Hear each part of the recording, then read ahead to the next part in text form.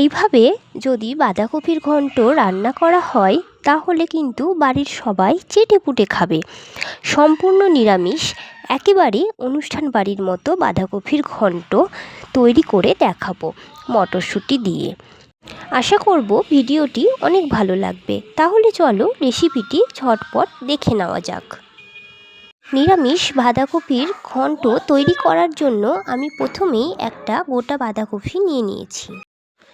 এবার বাঁধাকপিটা জিরি করে কেটে নিয়েছি, সামান্য জল দিয়ে ধুয়ে নেব। অন্যদিকে একটি বড় সাইজের আলু এইভাবে মোটা মোটা টুকরো করে কেটে নিয়েছি। এই রান্নাটি যেহেতু নিরামিষ, আদার পরিমাণটা একটু বেশি দিতে হবে। দিয়ে দিচ্ছি 5টা কাঁচা লঙ্কা, আদা ও গোটা জিরে, দারুচিনি ও একটি তেজপাতা। খুব ভালো করে এটার একটা স্মুথ পেস্ট তৈরি করে নেব।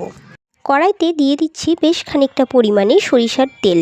তেলটা ভালো করে গরম হয়ে গিয়েছে। এখন আমি এই তেলের মধ্যে ফোড়ন দিয়ে দিচ্ছি গোটা জিরে, শুকনো লঙ্কা আর তেজপাতা। ফোড়নটা কয়েক সেকেন্ডের জন্য একটু নাড়াচাড়া করে নেব। এখন দিয়ে দিচ্ছি কেটে রাখা আলুর টুকরোগুলো।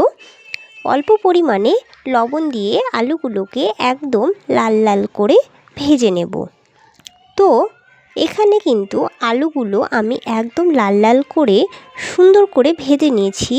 এখন এই আলুর মধ্যেই আমি কেটে রাখা বাঁধাকপিগুলো দিয়ে দিচ্ছি।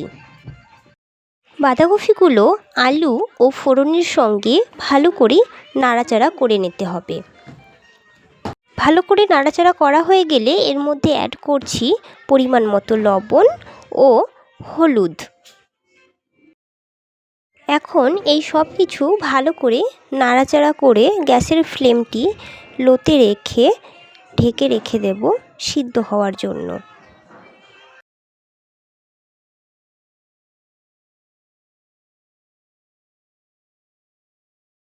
কিছু সময় পর ঢাকা সরিয়ে আগে থেকে তৈরি করে রাখা মশলা দিয়ে দিচ্ছি বাঁধাকপির মধ্যে এবং তার মধ্যেই অ্যাড করছি ছাড়িয়ে রাখা মটরশুঁটি।